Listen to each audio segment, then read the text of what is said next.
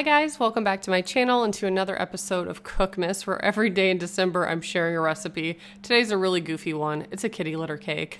You're going to start out by a 9x13 pan, whatever kind of cake mix, bake it accordingly, and set it aside to completely cool.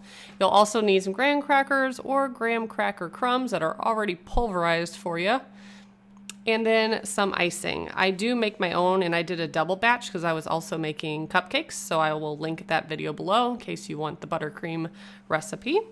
But you're just going to ice the cake. Make it as even as possible. And I'll give you a little history on this. I saw this cake years ago and I thought it was really funny and like disgusting. And my brother's birthday is on Halloween, and every year I let Jackson pick what we're gonna do for his birthday cake, and they both really love cats, and my brother's like super goofy, so we thought this would be a hilarious cake for him instead of doing like a Halloween cake.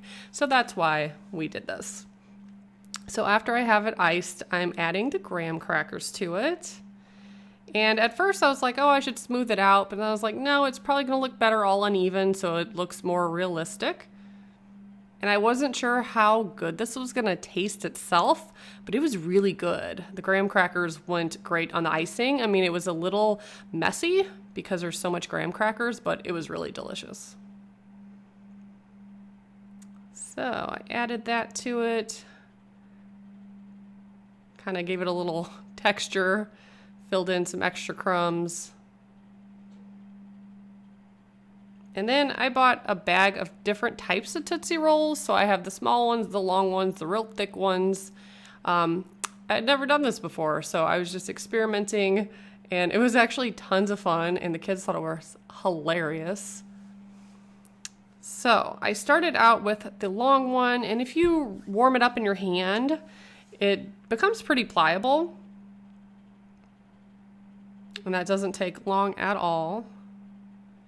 But I did find a little method that's way easier. You can put them in the microwave, but you could only do it for like 4 or 5 seconds, or else it gets like too hot and too sticky. But I found right at like the 5-second mark for the thicker Tootsie Rolls was perfect. And it made them, it was almost like Play-Doh. Very soft, but wasn't like sticky or messy. So I just experimented with making all different size of shapes and all sorts of things. I did look at a couple pictures just to see what other people did. Some people took like peanuts and had it sticking out of it. I mean, you can make it as gross as you want. Some people put it in actual kitty litter pans. You know, they bought new from the store and washed it. And I was like, no, that's too much. I'm not doing that. I'm just going to put it in a regular cake pan. I did decide that I was going to spell out happy birthday.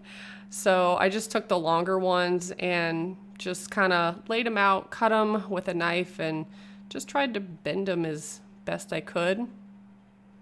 Doesn't have to look perfect.